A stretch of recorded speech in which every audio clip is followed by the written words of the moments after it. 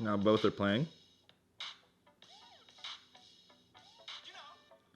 Perfect fade.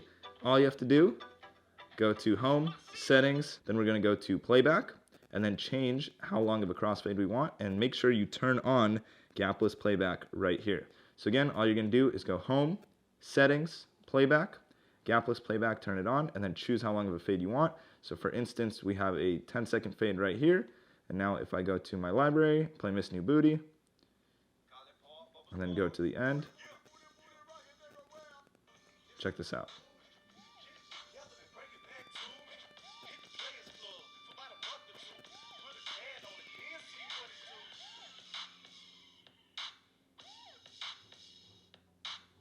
Now both are playing.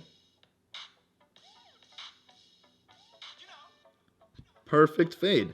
All you have to do, go to Home, Settings, Playback, and turn on gapless playback. Hope you guys enjoy. Rock out on Spotify. I'll see you in the next one. Peace.